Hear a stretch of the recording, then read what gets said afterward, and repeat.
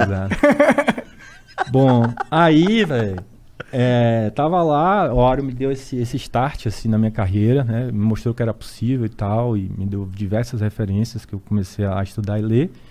E aí eu saí de lá e comecei a estudar para fazer a residência em neurologia, né? Aí saí, comecei lá na Fundação de Neurologia daí, e aí levei, né, todo esse meu interesse por plantas e tal, e aí, coincidentemente, a vida foi encaixando as coisas.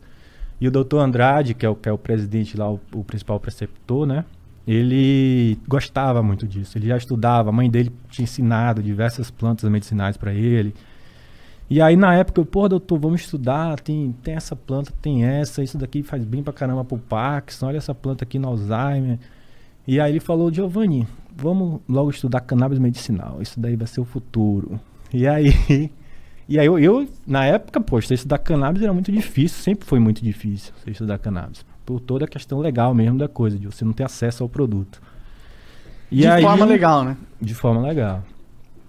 E aí, nessa época, a gente começou a publicar alguns relatos de caso, porque já estava a gente já conseguia importar a medicação, né? A medicação ela já chegava, então a gente já tinha um produto para poder utilizar de fato.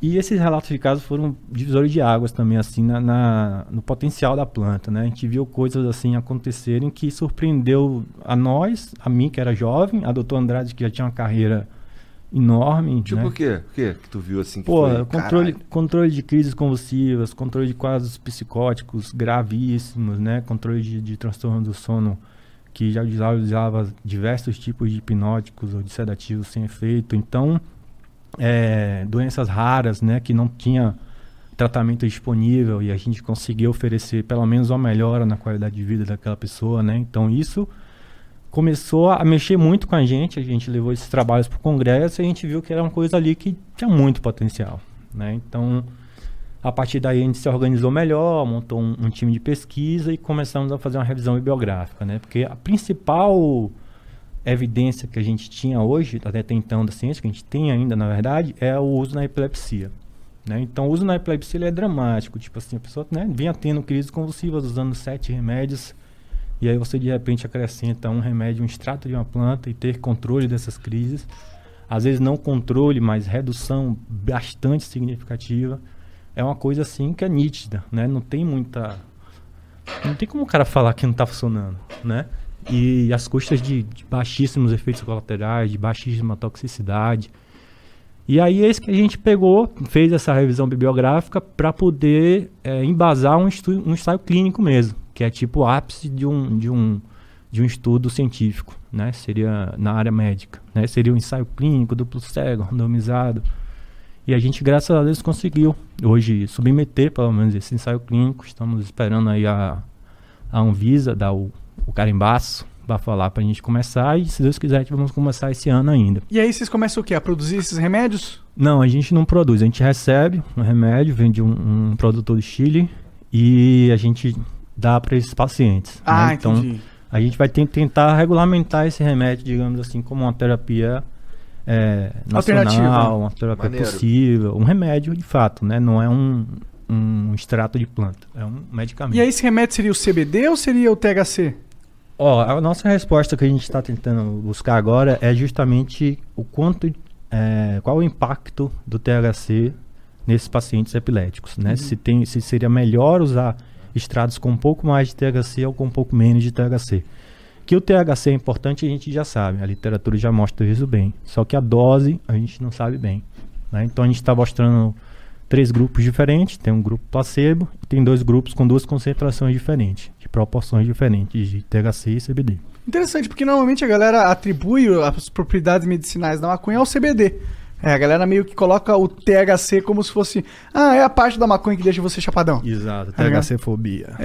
Mas então você está me dizendo que o THC também tem propriedades medicinais que são fundamentais. Tem muita propriedade. Inclusive, assim, sendo bem objetivo, o grande protagonista do sistema endocannabinoide, né, vindo das plantas, porque as plantas elas têm moléculas que se assemelham a moléculas que a gente mesmo produz, né? Então a gente produz uma molécula que é a anandamida, que é a substância da felicidade, né? Dita substância da felicidade. Como que é? Anandamida? Anandamida. Anandamida? Isso, ela foi descoberta isolada, assim, em 92, né? Pela a galera lá de Israel, o Mershulam, que é um dos maiores recente, hein? bem recente. E aí, a partir daí, entendeu-se que o THC, ele é muito parecido com a anandamida e ele age nos mesmos receptores. Né? Então, o THC, ele é realmente protagonista de ação, digamos assim, dentro desse sistema. Só que o canabidiol, ele age em vários outros receptores e age de forma fraca nesse receptor principal, que é o CB1, o CB2. Né? Mas tem muitos outros mecanismos de ação que fazem com que esse sistema, né, que é o sistema endocannabinoide, funcione melhor. Então, para quem ainda tem algum tipo de preconceito, sabe que todo mundo produz um certo tipo de maconha endógena, né, de maconha natural. Então, o que a gente tenta com a planta é equilibrar esses níveis, porque frequentemente em doenças crônicas a gente tem níveis baixos, né, de endocannabinoides circulantes. Então a gente repõe com os fitocannabinoides da planta. Entendi. Que são muitos. E tu, né? tu tava falando que eu falei que, pô, eu pensei que só tinha THC e CBD. Tu falou, não, tem várias paradas, tem mais de 100 substâncias na planta, né? Pô, bombzão, hein? Pô, vai esquentar já, demorou? Agora vai. Já. Não, ele tá me esquentando aqui. Desculpa. Então, o que acontece? Dentro da planta a gente tem de canabinoides, né? Que são essas moléculas que são THC, o CBD, a gente tem mais de 100. Né? Então, tem o canabigerol, canabinol, canabicromeno, enfim, tem diversos. Todos eles têm alguma aplicação medicinal?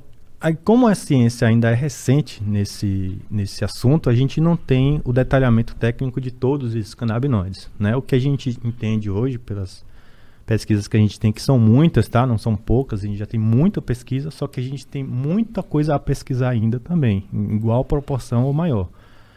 Então, a gente sabe que alguns deles funcionam. A gente tem alguns que são mais estudados, né? Uns 4, 5 são mais estudados. Os outros ainda vão vir nas próximas décadas. Entendi. Então, tem muita coisa para vir ainda, entendeu? Tem muita combinação de canabinoide para determinada doença e tal. E não é só canabinoide, né? Canabinoide é essas mais de 100 que existem. Além deles, existem flavonoides e terpenos, né? Então, os terpenos, eles dão aroma da planta. É muito comum as pessoas que fazem uso recreativo até escolher a planta pelo aroma e tal. Sim, isso são os tem terpenos. é gostoso o cheiro de algumas. Sim. Tem algumas que não são tão E os gostosas. flavonoides é o que dão geralmente a cor, aquela cor dos pistilos e tal. A cor às vezes é mais alaranjada, às vezes é mais amarronzada, mais verde. Então, geralmente é o flavonoide que pigmenta.